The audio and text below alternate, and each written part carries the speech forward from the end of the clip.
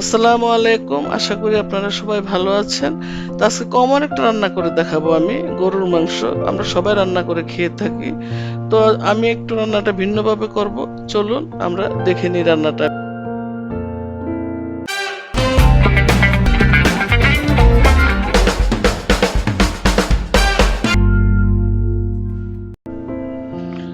এই যে এখানে আমি মাংস নিয়ে নিলাম প্রায় 1 কেজির উপরে। কারণ গরুর মাংস তো এখন অনেক দাম, তারপরও খেতে তো হবে, কি আর করা। আমার ছোট ছেলের অনেক পছন্দ। তো গরুর মাংস নিয়ে আসলাম, ছোট ছেলে না, সরি, মেজো ছেলে। তো ওর জন্য আসলে গরুর মাংস ঘরে আনা। তো আমি এখন এটা একটু অন্যভাবে রান্না করব, বলতে আমি এটা মাখিয়ে রান্না করব। আমরা তো ধরেন মশলা কষিয়ে অনেক সময় মাংস দিই, কিন্তু এই মাংসটা আমি রান্না করব আমাদের দেশীয় স্টাইলে, আমাদের ব্রাহ্মণবাড়িয়াতে যেভাবে রান্না করে ঠিক ওইভাবে আমি রান্না করব। তবে আদা, রসুন, হলুদ, মরিচ এক চামচ করে আমি দিলাম। সরিষার তেলও প্রায় হাফ কাপের মতন দিলাম আমি। হাফ কাপ তো একটু কমই হবে, আমি আন্দাজে দিলাম। তো ওই পরিমাণ মতো আমি দিলাম, যেহেতু মাংস আমার কম। তো এই জন্য আমি এই মাংস দিয়ে সুন্দরভাবে মাংসটা আগে আপনারা মাখিয়ে নেবেন। আর ভালো হয় 1 ঘন্টা রাখলে, 1 ঘন্টা না রাখলে অন্তত আধা ঘন্টার মতন আপনারা রাখবেন আর কি। তো আমি আধা ঘন্টার মতন রেখেছি। তো এখন এই যে আমি রান্না করার জন্য আমি একটা প্যান নিলাম, নিয়ে আমি বড় একটা এলাচ দিলাম। আমি বড় এলাচটা দিলে একটু খানদানি ভাব আসে আর কি, গ্রান আসে সুন্দর। তেজপাতা আর ছোট এলাচ দিলাম।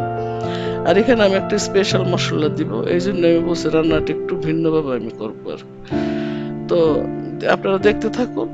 আমি এই যে মাংস চুলায় দিয়ে দিলাম তেলে, তারপরে কিছু পেঁয়াজ পেঁয়াজ আমি ক্রাশ করে দেই, আবার মাঝে মাঝে গরুর মাংস তো আমি কেটেও দিই। কারণ গরুর মাংসটা তো অনেকক্ষণ রান্না করতে হয়, তো পেঁয়াজটা আপনার মানে একদম দেখা গেল যে ইয়ে হয়ে যায় আর কি, মিশে যায়।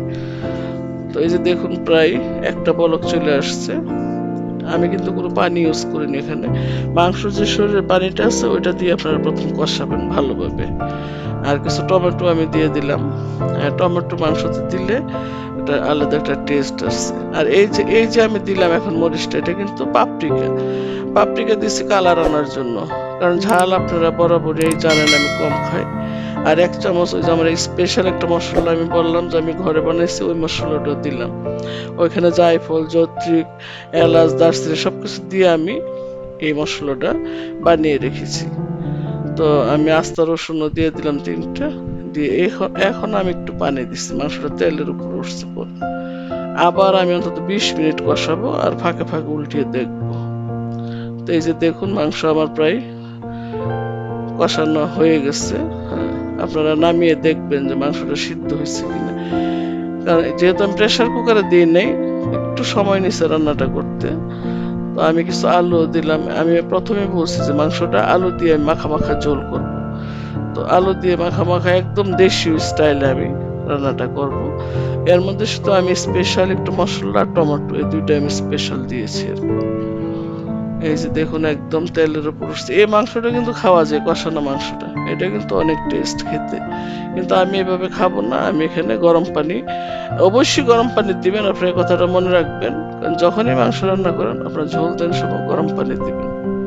আর লবণটা 2-3 বারে দিবেন। আমি 2 বারে লবণ দিয়েছি, একবার মাখানোতে দিলাম আর এই যে এখন দিলাম। তো এই যে দেখুন কি সুন্দরভাবে মাংসটা আমি আরো 20 মিনিট আলু দিয়ে জাল করেছি। তো প্রায় হয়ে আসছে মাংস। তো এইভাবে আপনারা সুন্দরভাবে রান্না করবেন। আর বরাবরের মতন আমি আরেকটা কথা বলি আপনাদের, এই কথাটা প্রায় আমি বলি, প্রতি ভিডিওতে বলি, যে আমার চ্যানেলটা দেখবেন এবং সাবস্ক্রাইব করবেন যারা নতুন। আর যারা পুরান তারা কমেন্ট করবেন, শেয়ার করবেন, অবশ্যই একটা লাইক দেবেন। তো এই যে আমি ঝোল দিয়ে আর 20 মিনিট আমি রান্না করবো মাংসটা, তারপরে রান্না হয়ে যাবে সুন্দর একটা ডিশে। আপনারা ভাত, রুটি, পরোটা সবকিছু দিয়ে মাংসটা খেতে পারবেন। তা আমরা বেশিরভাগ সাদা ভাত দিয়ে খাই এই মাংসটা আর কি আমাদের দেশে। তো আপনারাও চেষ্টা করবেন আর কিভাবে রান্না করতে। আর যদি ভালো লাগে অবশ্যই আপনি রিয়া করবেন। এই যে আমি আরো 1 চামচ আমার স্পেশাল মশলাটা দিয়ে দিলাম। এটাতে সুন্দর একটা গ্রান আসে আর কি, একটা খানদানি ভাব আসে। তো ঠিক আছে, ভালো থাকবেন, আল্লাহ হাফেজ। আবার কোনো রান্না নিয়ে আপনাদের সাথে দেখা হবে।